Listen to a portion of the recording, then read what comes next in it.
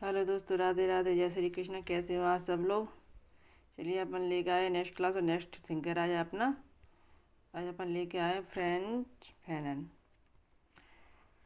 ठीक है, political science के इम्पोर्टेंट थिंकर माने जाते हैं ये। इनकी पहचान दी थी, मुख्य पहचान इनके मनोचिकित्सक थी। पूरी सिलेबस में मनोचिकित्सक ओनली एक ही थी, फ्रैंक फैनन। दार्शनिक सभी थे, अपने विरोधी के विचारक थे, लेकिन ये मनोचिकित्सक थे। ठीक है। इनकी कृतियाँ देखते हैं। ब्लैक स्किन वाइट मास्क कब आई थी? जो 1952 में। The wretched of the earth जी आई थी 1900। वेरी वेरी इंपॉर्टेंट है। ब्लैक स्किन और वाइट मास्क 1952 याद रखना है। ठीक है।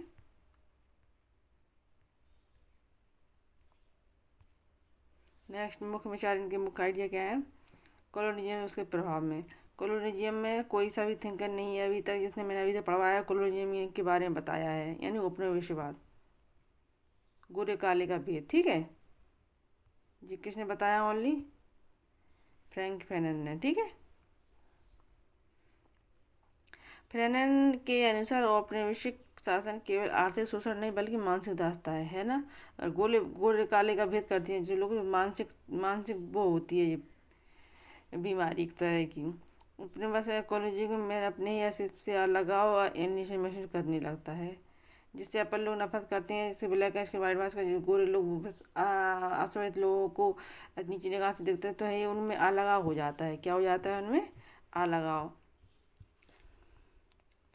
उपनिवेशी यानी कॉलोनाइजर अपने शासन को सभ्यता के नाम पर उचित ठहराता है। जो कॉलोनाइजर और जो अश्वेत लोग होते हैं वो इसे अपनी सभ्यता मानते हैं। ठीक है।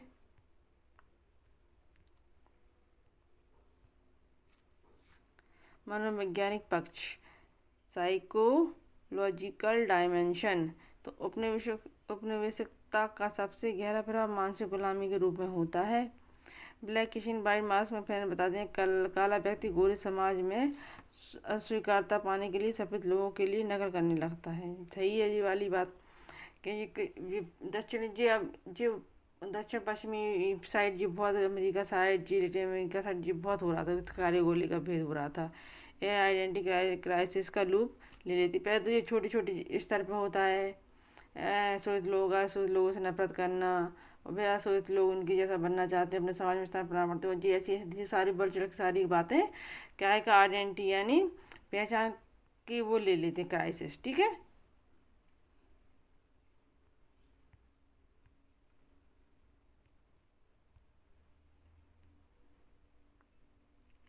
वॉयलेंस का सिद्धांत, थ्योरी ऑफ वॉयलेंस। ये किसकी theory of violence? Frank Fanon की। ठीक है। द रिचर्ड्स ऑफ द अर्थ में फैनन ने कहा है कि हिंसा औपनिवेशिक मुक्ति का अनिवार्य साधन है। औपनिवेशिक व्यवस्था ने खुद हिंसा से जन्म लिया है, इसलिए मुक्ति भी उसी माध्यम से मिलेगी। यानी जो उपनिवेशिक मुक्ति मूल का अनिवार्य है वो किसने से जन्म लिया है? हिंसा से।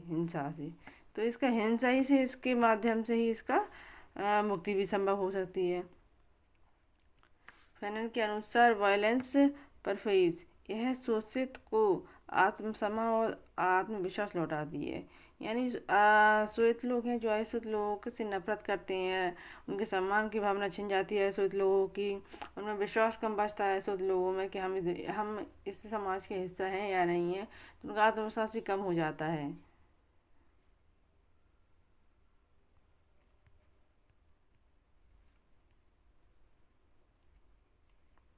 नेशनल कल्चर एंड लिबरेशन यानी राष्ट्रीय संस्कृति। ठीक है।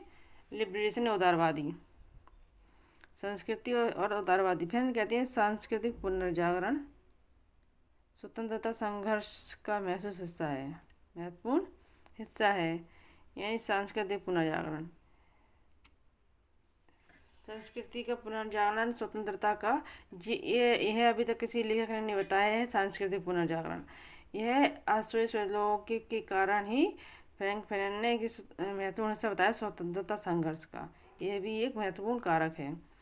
उपनिवेशिक समाज को अपनी भाषा, कला, परंपरा और इतिहास से पुनः जोड़ना चाहिए। उसकी भाषा क्या है, कला क्या है, परंपरा क्या है, इतिहास से पुनः जोड़ना चाहिए। क्योंकि जो गोरे लोगों के आने से ऐसे लोगों का जो बहिष्कार होता है, जो उनको सम्मान नहीं मिलता है, जो उनसे नफरत होती है, वो उनकी ये कहीं ना कहीं ये कला संस्कृति भी छिन जाती है। संस्कृति औपनिवेशिक शासन के खिलाफ विरोध का हथियार बन जाती है। ठीक है, चलती है नेक्स्ट।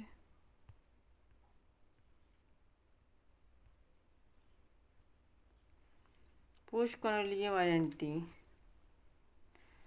गैर उपनिवेशिक आइडेंटिटी। ठीक है, गैर या नव। फैनन के अनुसार स्वतंत्रता के बाद उपनिवेशिक समाज में उपनिवेशिक समाज में नव उपनिवेशिकता का खतरा रहता है। सही। जब कॉलोनियम में न्यू कॉलोनियम में खतरा, नई नई उपनिवेशिकता कैसे आएगी?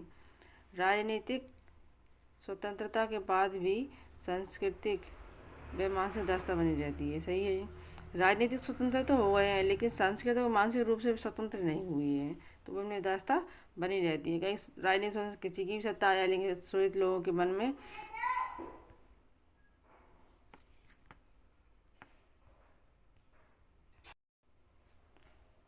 नई नेतृत्व वर्ग यानी न्यू नेशन बर्जियस औपनिवेशिक शोषण की जगह ले लेते हैं।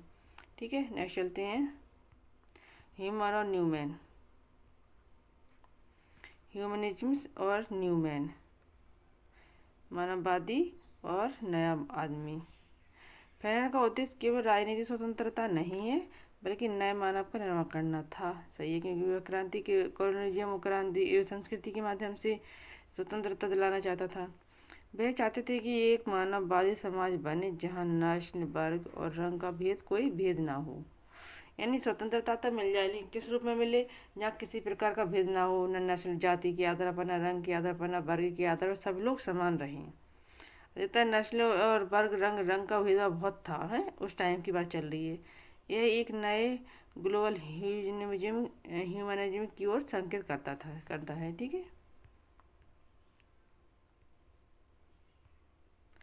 प्रमुख उद्धरण, प्रमुख कोटेशन कौन कौन सी हैं?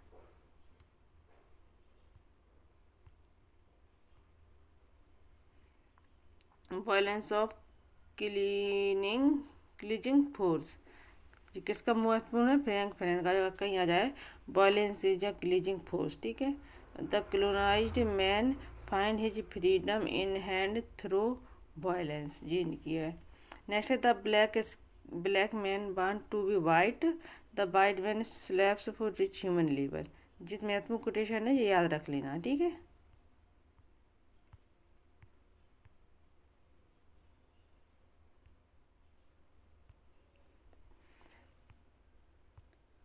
फैनन के विचारों का फैनन के जो विचार उसका प्रभाव किस किस पर पड़ा है?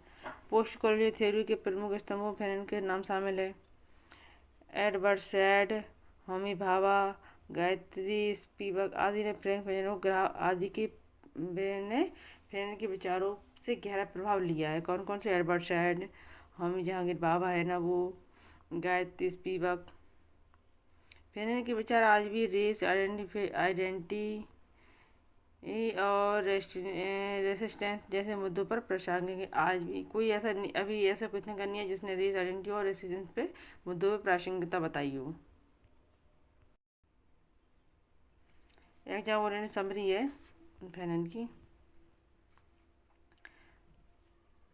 औपनिवेशिकता आ जाए तो फैनन है मानसिक संस्कृति और आर्थिक दास्ता आ जाए तो क्या ठिकाना है? Frank Fanon. मुक्ति के साधन? Frank Fanon. हिंसा आवश्यक है? Frank Fanon.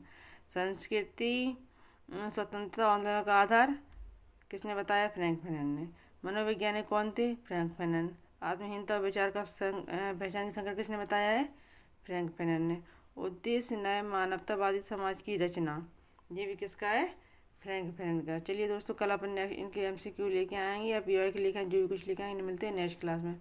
Thank you for watching. Like कीजिए, सब्सक्राइब कीजिए चैनल को और जुड़े रहिए हमसे। Thank you for watching. जय हिंद।